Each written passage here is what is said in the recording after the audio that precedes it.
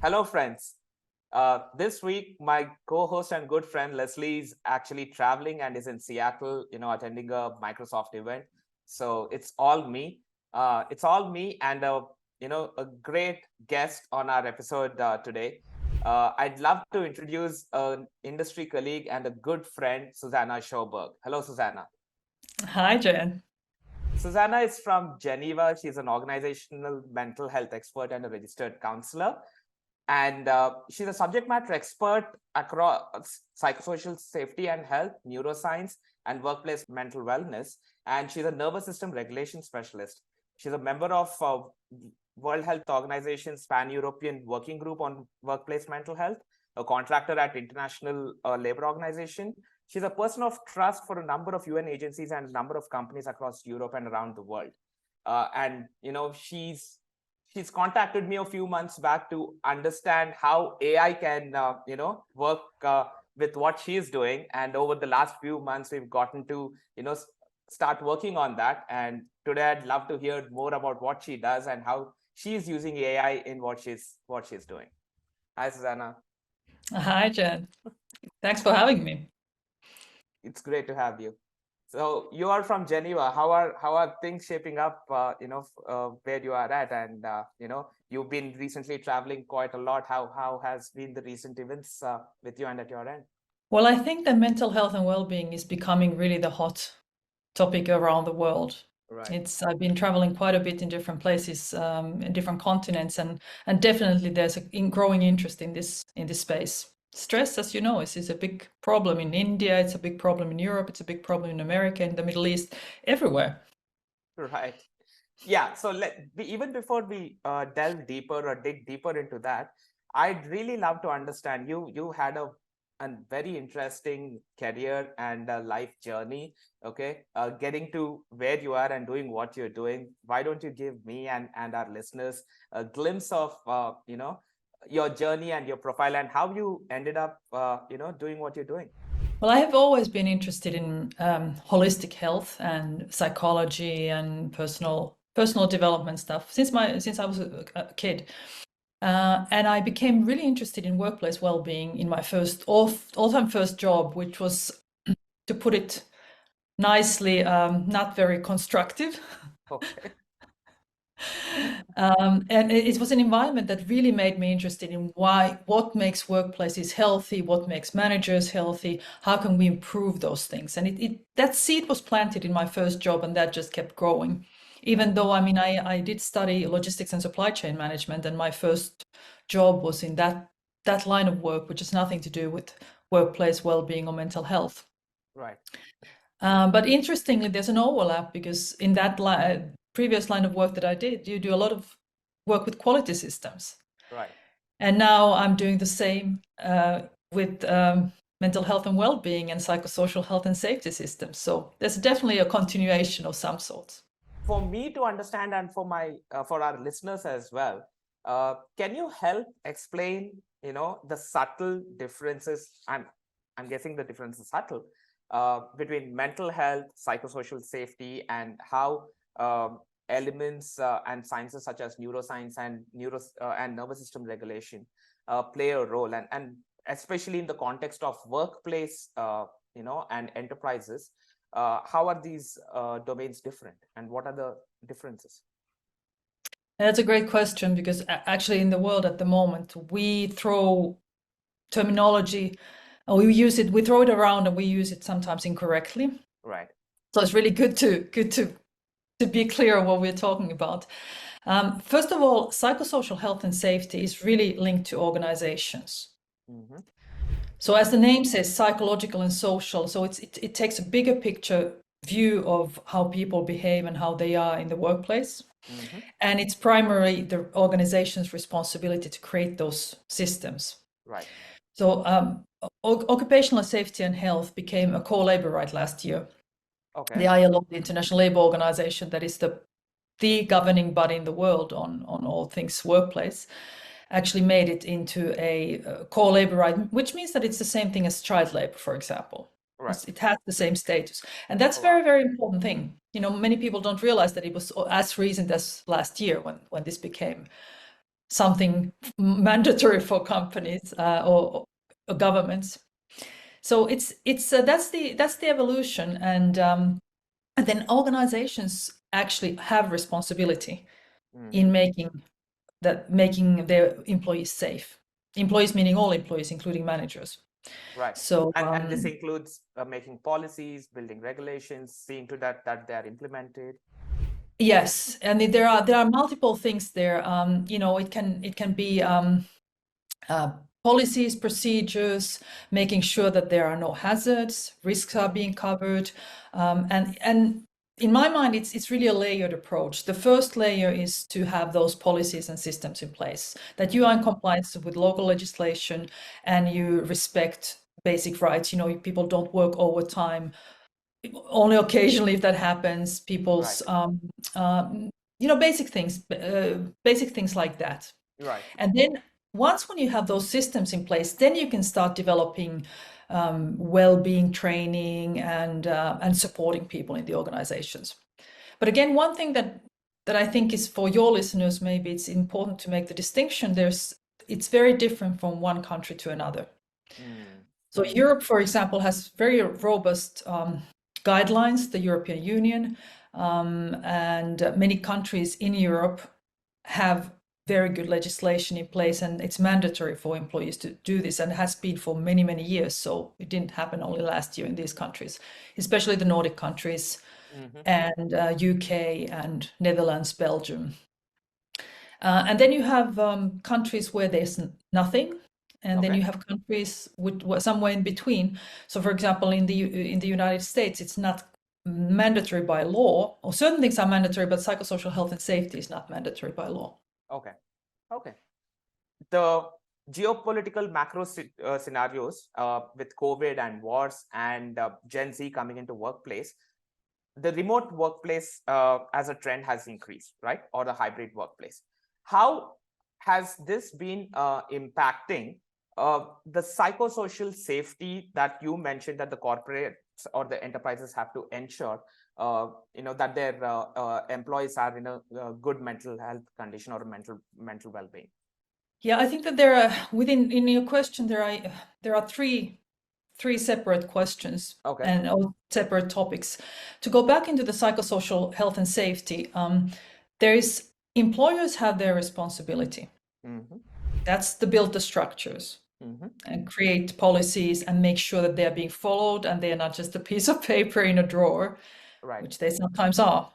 And then employees have the responsibility for their own mental health. So it's not really the employer's responsibility to take care of somebody's individual mental health. It goes both ways, and there's an overlap. And the sweet spot really is in the overlap between organizational structures and people who are responsible and aware of their own well-being.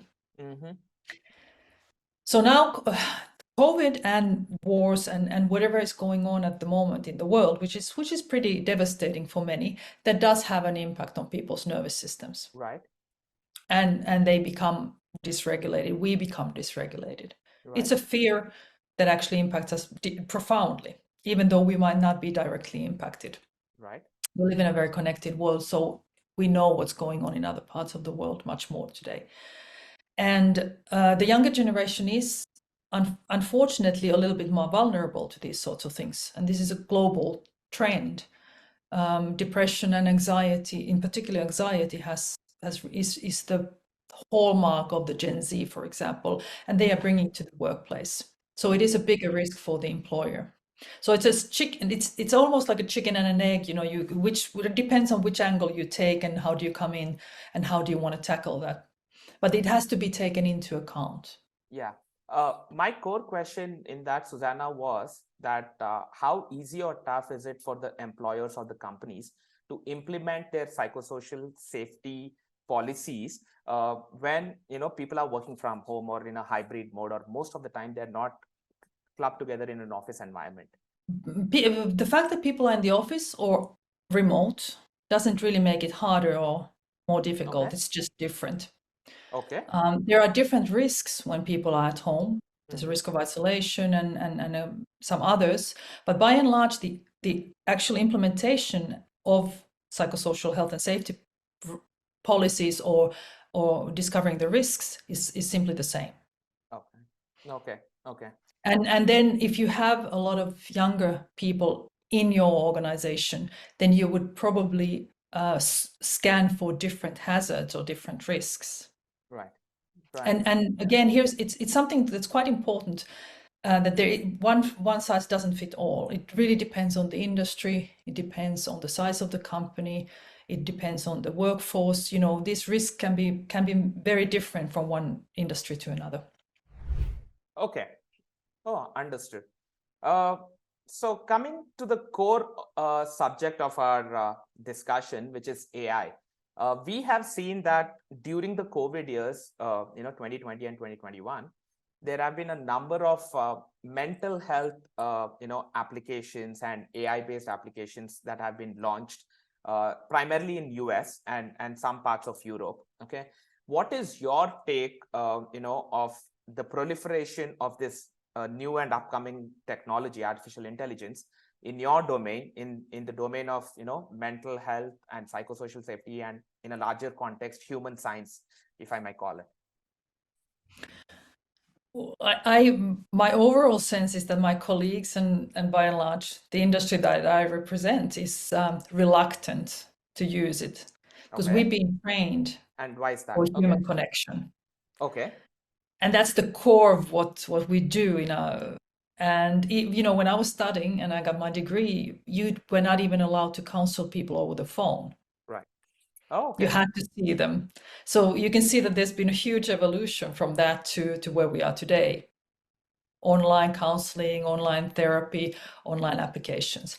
However, if you look at those applications and if you look at any technology, most of them have failed miserably. Mm-hmm.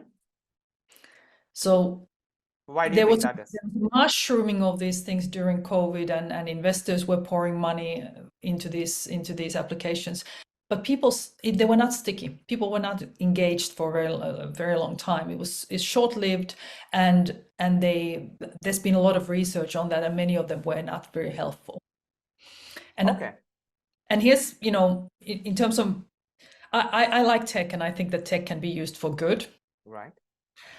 So there are two layers here. When it comes to psychosocial health and safety, the policies, the procedures, the organizational stuff, that's where it can be really helpful. That's where you can really make a difference and take away the tasks that are time consuming and don't add value. Mm-hmm. HR spends a lot of time in conflict management and all, regulations and rules, and people seek information. There are all these things that happen in an organization that waste time. Mm-hmm. Also, you could assess risks better. You could mitigate risks better. So that's where AI could be a wonderful tool. And I really think that there are multiple opportunities in that space. When it comes to actual people and their mental health and well-being, then that's a trickier one, because we are so individual. Right. So for an organization, one thing, one structure is okay. You can build structure that is applicable to the entire organization. But when it comes to individuals, you cannot.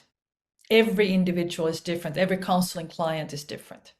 And then there's one thing that AI cannot do and never will be able to do is the nervous system regulation. We are biologically wired to connect with people. What brings us safety, what brings our nervous systems safety, and what brings us well-being is the connection with human beings. Right. You can mimic that thing with AI, but it can never be the same. You need another nervous system. And until AI can provide us with another nervous system, that will not happen. Yeah. And if Leslie would have been on this episode, this would have been his cue to talk about his favorite subject, which is artificial general intelligence and singularity. But, going back to what you just said, you mentioned that it's one structure for the companies to implement their psychosocial safety, frameworks and regulations. And as far as individual employees are concerned, they're individual human beings, and handling them is much more complex. Taking a step back, looking only at companies and enterprises, do do we have any examples or case studies, or have companies been able to get tangible results in terms of improvement in productivity, or reducing the cost of human capital, or the risk of human capital, by implementing the psychosocial safety frameworks and methodologies and regulations? Yeah. There's good evidence of this from countries which are a little bit further ahead of the curve, like Denmark, Finland, Canada, Australia. UK also has some really good practices, and they really are ahead of the curve from the rest of the world, considerably ahead of the curve, let's put it that way. It has been studied by the WHO and then consulting companies like Deloitte, and I believe McKinsey as well. And what you can see is that once the biggest return on investment is when you do training and preventive work. The return on investment in that case, in one of the studies, was if you spend one pound in prevention and building those structures, that yields 6 pounds in return. That's a pretty good return on investment. Right. Then for the other activities, the more you go into interventions when people are already unwell, the lower the return on investment. But even if you just provide support to people and help them overcome some of the challenges, that is still 1 to 3. Right. So all indicators actually show that it is beneficial and there's a return on investment. However, many companies don't measure it, or they don't know exactly how much they paid. There's a little bit of a vagueness around this, and I really would love to see more measurements, clear, tangible measurements, so that companies have proof that this actually works well in their company. Okay. Yeah. Interesting. Susanna, before the beginning of this episode, when we were discussing, you mentioned that in the last couple of months, you've been traveling and attending a lot of conferences, meeting a lot of friends from around the world. Latvia, Oxford in UK, and even you were in US very recently, meeting friends from Harvard and MIT. Your peers from different parts of the world, and some of these conferences, also had tracks on AI in your domain. Okay, and you had a conversation with different experts around the world. You did mention earlier that your peers don't like AI, or they don't believe it can it can make any difference. But in the recent conferences, in the last couple of months, especially after ChatGPT has been launched and generative AI has taken the world by storm, is there more acceptance? Do you see any change in the thinking and acceptance by your colleagues? I think there's a small shift that's happening. Like in many, I think that it's not only in my industry, I think that it's people in general. The more they use ChatGPT, the more they feel confident that it's actually a good thing and not a bad thing, and the fears are being dispelled. Right. But I think by and large, when it comes to mental health and well-being, in particular the individual side, it really is not in this domain's thinking to use artificial intelligence. So there are pockets, there are people who are really developing things and moving forward. And I think that that's the future of this field. For example, I've seen wonderful examples of how it can support therapy work, note-taking, simplify administrative tasks. Right. What it can do in other industries as well, but in particular in this industry. But I think that it will be a little bit slower. The intake will probably be a little bit slower. Understood. For a good part of the last 3 years, have spent at the intersection of healthcare and technology, and specifically mobile and AI.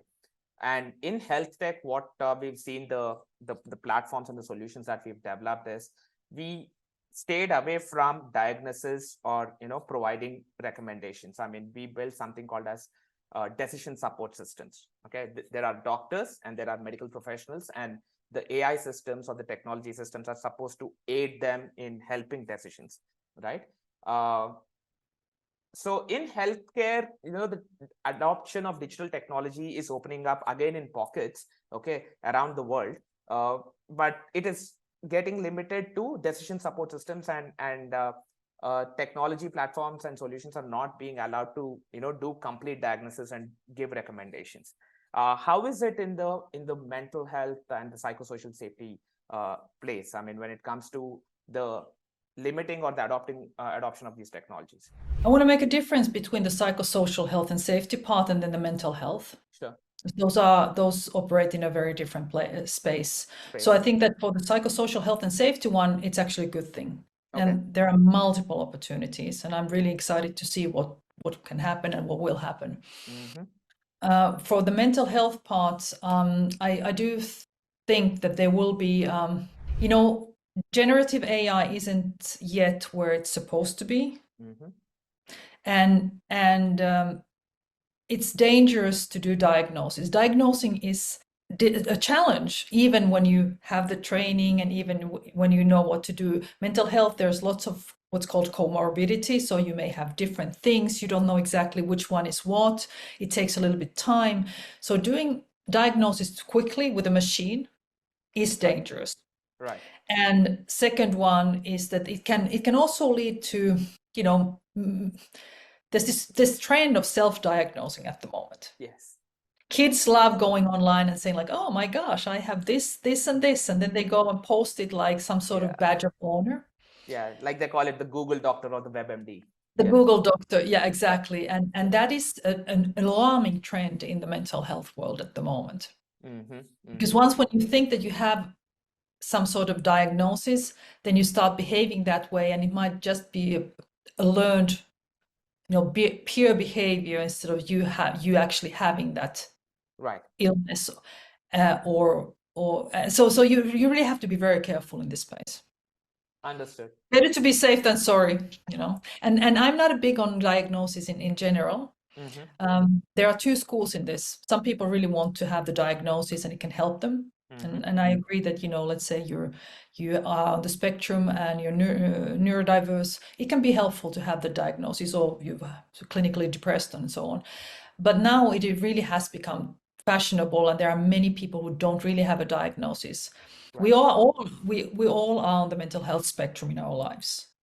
It's a fact that we cannot always be well. It's not even thinkable that we could always be well. Life throws us curveballs and ups and downs.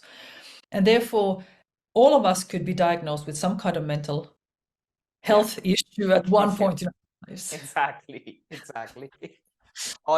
Each and every one of 8 billion of us, I'm sure. Exactly. Yeah. You mentioned generative AI, and you believe, you personally believe it is still not there where it's supposed to be. But as a registered counselor, you must use a lot of tools for, storytelling, narration, and pictures to instigate certain emotions and reactions from your, from your patients, right? Now, generative AI, beyond ChatGPT, you can come up with pictures from DALL-E 2 and DALL-E 3 now, and Midjourney, and even videos using just basic text prompts, right? Do you think that for generating some of these tools and making them more creative and innovative, in that area, building tools, helping build tools for a counselor or would generative AI be useful? It can be, with a pinch of salt. Okay. Because I do believe that less is more. Okay. And where we are at the moment is in the world is that we have so much information coming to us. I mean, we process more information in one day that people processed in their entire lifetime. Right. Not so recently even. Yeah. That amount of information increases 5% every year. Yeah. It's huge. I mean, we are talking about, we are all a little bit we all have an attention deficit disorder to some degree because there's just too much going on.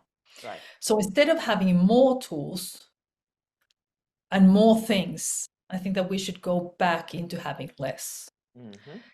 And going back to AI, it could be, if you have one tool, use that one tool. Don't try to do the 10. We are now living in a world where many people are desperately trying to find the one solution. Right. If I only do this, if I only understand this. And actually, now we come back to human biology and the nervous system safety and neuroscience part, in particular nervous system safety, is that when we have too much going on and we don't feel safe, we are not our best selves, we cannot think straight, our memory is impacted, our well-being is impacted, our ability to connect with people is impacted. So we want to reduce that charge instead of adding to it. Because knowledge does not lead to action. Right. You can be a living encyclopedia on mental health and still be unwell. And I know many people like that. Right. No, it's very interesting what you say. I mean, when you said that, we are actually consuming more in a day than some people in their entire lifetime. I have a statistic. This year, 2023, we are expected to generate 180 zettabytes, and that's zettabyte is a 10 power 21 zettabytes of digital data, right? Yeah. And that's more than all the previous years, combined. I mean, they say that 90% of the data that's been generated in the history of mankind has been in the last 2 years, right? So, yes. and the AI systems. Are we happier? I mean, I didn't mean to speak. Are we happier? Are we healthier? No. On the contrary. I think we're on the edge all the time. We're just absolutely feeling horrendous. Yeah. 60 to 80 to even 90% of people are unwell in organizations. Yeah. Despite of all this data. So just you prove my point. Yeah. No, and these latest large language models, or the foundational models that they call it, the AI systems, they are being trained on this digital data. And even, there's an estimate that by 2025, mid 2025, a year and a half from now, the foundational models will run out of data to be trained on. Okay, so all the data that's being created in the world will be less than what the AI systems would be, would be capable of being trained on. So yes, we're generating more, but to your point, yes, we're not happier. We're that much more scattered in our minds and all over the place. So then I want can I add something here, because I think it's important.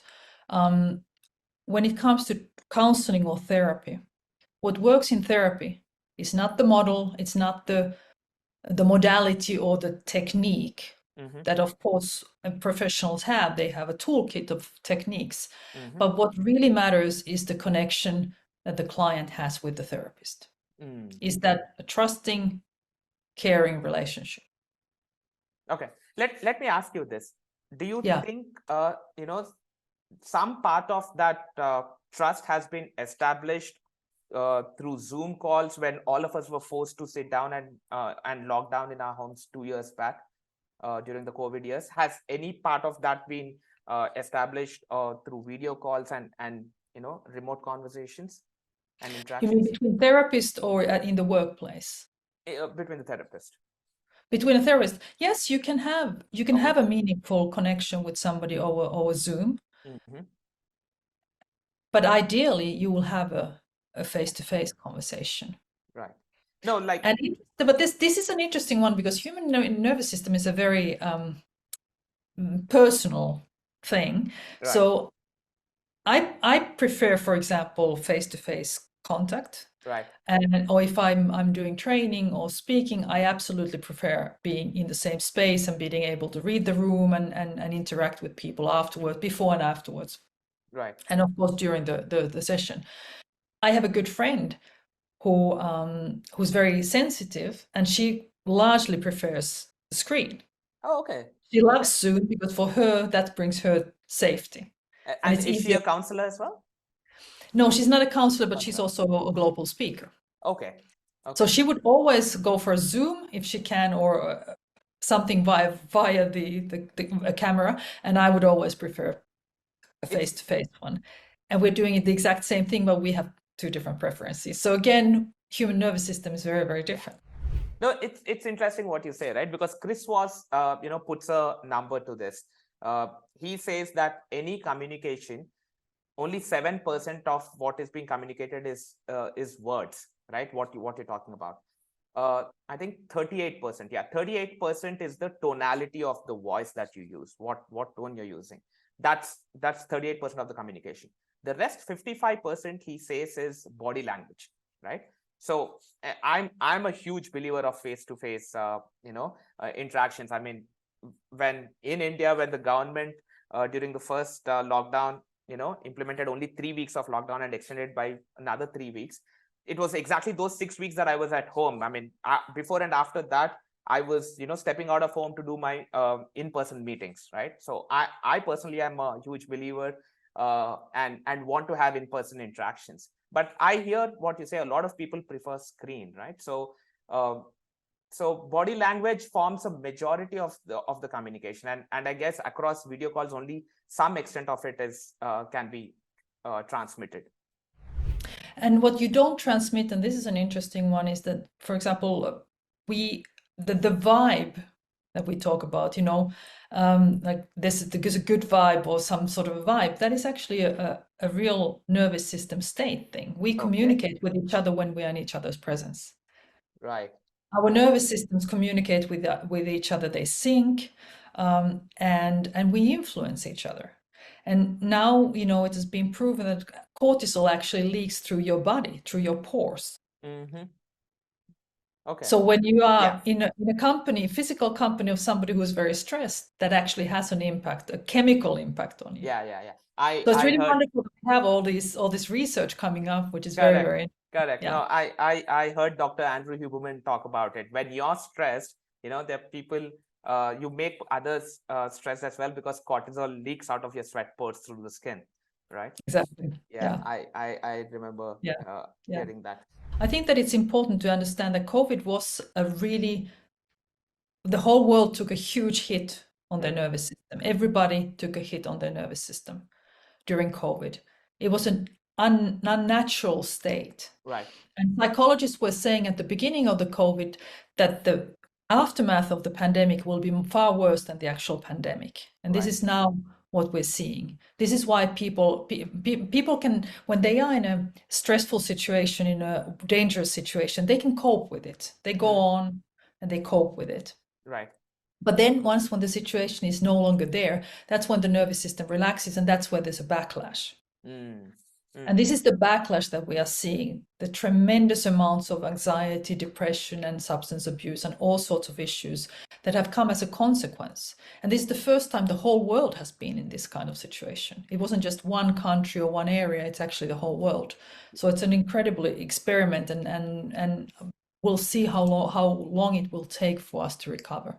Yeah. And that's why the human connection, whether you like screens or not, occasional human connection is really good. I hear you. No, we're seeing the same in healthcare as well. I mean, the long COVID, the health ailments that people are coming to hospitals with has just, spiked. And the hospitals are not able to cope up with the incoming patients. And these are some of the conditions that people did not have before COVID. So, it's after the virus and after the vaccine that people have, developed new conditions, and I see this happening in the healthcare industry all around me. Susanna, last couple of questions.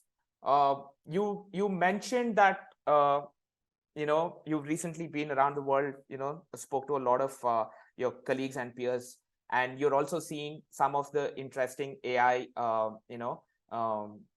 tools and solutions coming up in your domain. Can you talk to me about a couple that have impressed you, either the use cases or the companies that that you think that we should look out for and are doing some good job? So far in my line of work, I have not seen companies that have impressed me. Okay. I have seen many companies that are on a very interesting journey and that are going towards creating something that's really, really interesting. Okay. But I think that this development period that's currently happening. Right. The best will survive. Right. And there's a lot of trial and error at the moment. And I can speak also for myself with what I'm doing in this space. It's a back and forth, and there's a lot of trial and error. You learn as you go. Right. AI isn't exactly a button that you just push. Right.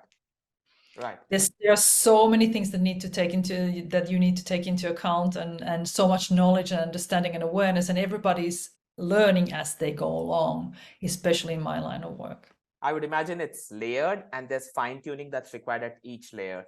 Okay. At each layer, At exactly. each layer. Yeah. Yeah. And you can't just take off the shelf, it's not that you can get counsel by ChatGPT and then you just slap something on it. It just doesn't work that way. I hear you. It would be nice, and we are led to believe that sometimes that's as easy as that, but it's unfortunately it is not, as far as I've seen. Maybe there's something in the pipeline that's coming and I'm not aware of yet. Yeah. I hear you. So one last question. Most of from my research and understanding, most of the literature or the research that's been done in the world of psychology is primarily limited to the Western world, or the developed world, as they call it. The developing world, or the global South, the Asia, the Latin America, and the Africa, the cultures there, people, the ambient conditions that they live in. There's very little research as far as their psychology in those cultures and in those regions is concerned. Number one, is that true? And number two, are there any efforts happening that you know of? How do we bridge this gap? How can solutions or tools in the world of psychology and mental health, and going further, psychosocial safety, be evolved from the developed world to the developing world? Well, the first question to you is that do they actually need to be? Do we need to apply the Western tools? Hey, you said every single one of us are, are in some or other kind of mental health condition. So post-COVID, especially, I believe that we all need some help.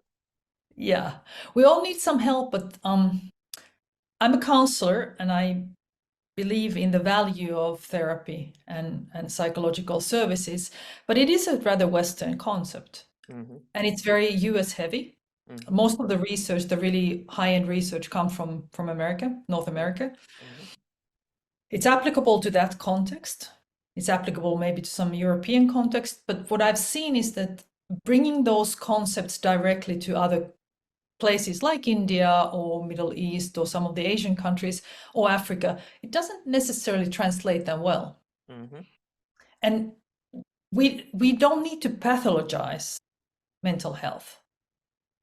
You know, so I think that a more holistic approach is healthier one, and going back to the roots of, Indian roots, you have tons of good information, good practices in India already. Traditionally, you have Chinese medicine. Cultures all over the world have had these ways of balancing themselves. So this is about balancing your nervous system and balancing your body, and not to be a neck up person who only thinks with their brain.